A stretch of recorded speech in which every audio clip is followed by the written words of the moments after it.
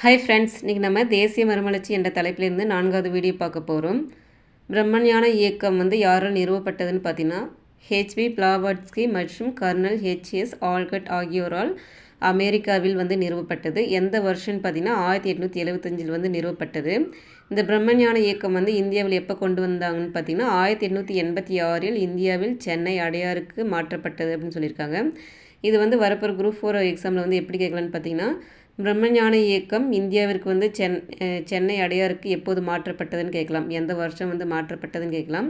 1886 மாற்றப்பட்டது. அடுத்தது பார்த்திங்கன்னா ஹெச்பி பிளாவட்ஸ்கி அவர்கள் இறந்ததுக்கப்புறம் பார்த்திங்கன்னா இதனுடைய பிரம்மஞான இயக்கத்துடைய தலைவராக அன்னி பெசன்ட் அம்மையார் தேர்ந்தெடுக்கப்பட்டிருப்பாங்க. அவர் பார்த்திங்கன்னா தன்னாட்சி இயக்க சங்கம் உருவாக்கியிருப்பாங்க. அன்னி பெசன்ட் அவர்கள் உருவாக்கிய சங்கம் எதுன்னு பார்த்தீங்கன்னா தன்னாட்சி இயக்க சங்கம் உருவாக்கியிருப்பாங்க.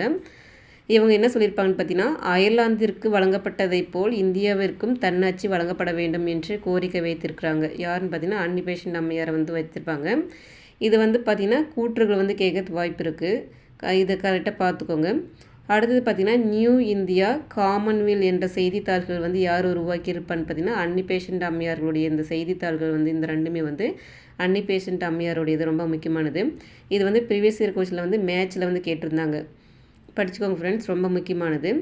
அடுத்து பார்த்திங்கன்னா சத்திய சோதக் சமாஜ் என்ற ஒரு சங்கம் பார்த்திங்கன்னா உண்மையை நாடுவோர் சங்கம். இதனுடைய பொருள் பார்த்திங்கன்னா உண்மையை நாடுவோர் சங்கம்.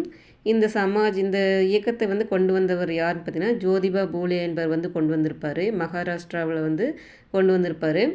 1827 மகாராஷ்டிராவில் பிறந்தவர் அப்படின்னு சொல்லியிருக்காங்க. 1852 ஆண்டு ஒடுக்கப்பட்டோருக்கான முதல் பள்ளியை பூனேயில் திறந்தார் அப்படின்னு சொல்லியிருக்காங்க. பூனாவில் பார்த்திங்கன்னா பூனேயில் ஒரு முதல் பள்ளியை திறந்திருக்காரு. யாருன்னு பார்த்தீங்கன்னா ஜோதிபா பூலே என்பவர் பள்ளியை திறந்திருக்காங்க. அதனுடைய இந்தியாவிலுடைய முதல் பெண் ஆசிரியர் யாருன்னு பார்த்தீங்கன்னா சாவித்ரிபாய் என்பவர் இவருடைய மனைவி. அவங்க தான் முதல் பெண் ஆசிரியர். இந்தியாவிலேயே முதல் பெண் ஆசிரியர் யாருன்னு கேட்டாங்கன்னா பார்த்தீங்கன்னா சாவித்ரிபாய் பூலே என்பவர் தான் முதல் பெண் ஆசிரியர். ரொம்ப முக்கியமானது. இவருடைய ஒரு நூல் எழுதியிருப்பார். என்ன நூல் பார்த்தீங்கன்னா குலாம்கிரி என்ற நூல் எழுதியிருப்பார். இதனுடைய பொருள் பார்த்திங்கன்னா அடிமைத்தனம் என்பது தான் இதனுடைய நூலுடைய பெயர். இவங்க பார்த்திங்கன்னா ஏழைகளுக்கு அடிமைத்தனமாக இருக்கக்கூடாது அப்படின்ட்டு சொல்லியிருப்பாங்க. அடுத்தது பார்த்திங்கன்னா தர்ம பரிபாலன யோகம் என்ற இயக்கத்தை உருவாக்கிற யாருன்னு பார்த்தீங்கன்னா ஸ்ரீ நாராயணகுரு என்பவர் உருவாக்கியிருப்பார். இவர் எங்கே உருவாக்கியிருப்பார்னு பார்த்தீங்கன்னா கேரளாவில் உருவாக்கியிருப்பார். இவருக்கு பார்த்திங்கன்னா மலையாளம், சமஸ்கிருதம், தமிழ் ஆகிய மொழிகள் இவருக்கு தெரியும். இவர் அறிஞர் மற்றும் கவிஞராக இருந்திருப்பாங்க.